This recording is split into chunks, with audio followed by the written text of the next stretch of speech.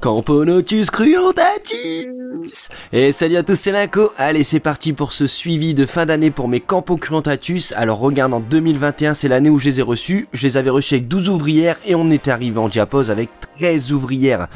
Alors l'année suivante, je leur avais offert un setup un peu plus grand avec un petit peu de gravier, 3 tubes, 2 tubes secs, un tube humide.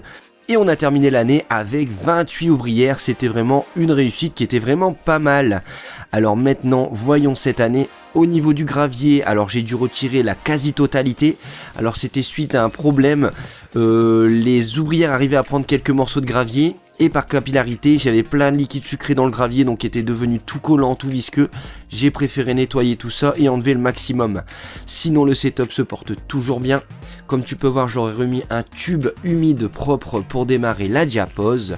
Donc tout se passe bien chez elles, elles ont bien évolué, toujours lentement mais sûrement les cruentatus chez moi. Alors pour rappel, c'est une espèce endémique qui nous vient de la France mais un peu plus du sud. Et cette année, je suis arrivé à 40 ouvrières tout pile. C'est vraiment une belle petite évolution pour moi, j'en suis très satisfait et j'espère que l'année prochaine on atteindra la centaine.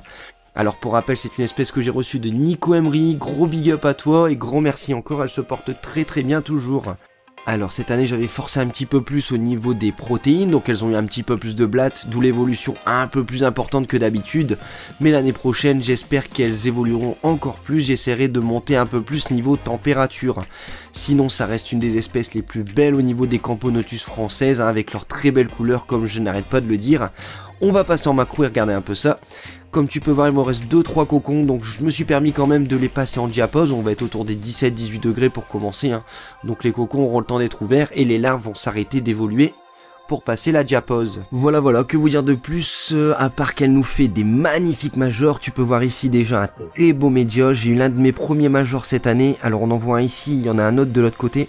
La ligne qui est magnifique. Alors quand je vois déjà les majors de cette année, étant donné qu'on est en petite fondation, je me dis que lorsqu'on va arriver en grosse colonie d'ici 1 an voire 2, ça va être explosif au niveau des majors. Voilà le couvert en dessous qui va passer la diapose. Et ensuite on va essayer de capter le gros major qui était de l'autre côté. Alors il est un peu plus là, il y en a un avec une grosse tête bien carrée, voilà il est là mon major préféré. Alors il sort de temps en temps mais il reste vraiment plutôt dans le nid, hein. C'est vraiment des réservoirs les majors Camponotus. Voilà, on peut voir un peu où on en est au niveau du tube. Donc tout se passe bien pour cette année, j'en suis très content. Donc maintenant il ne nous reste plus qu'à baisser la température. Donc comme toutes, je vais les passer autour des 10 degrés, 12 degrés environ, hein. Ça va être des températures qui vont varier, on va dire entre 8 et 12. Et depuis du coup fin octobre, début novembre, jusque mi-février, comme d'habitude. Voilà, je pense que ça va aller pour eux. Alors j'aime bien cette espèce, regarde, quand on les filme avec un gros éclairage, on a l'impression de voir juste des ombres se balader. Et les voilà, c'est parti, elles sont parties dans le meuble avec nos Messor capitatus, nos Formica rufibarbis, et là on en est à 17,8 degrés. Et à très bientôt pour voir les Camponotus Fetchenko, je pense, qui vont bientôt les rejoindre. Ciao!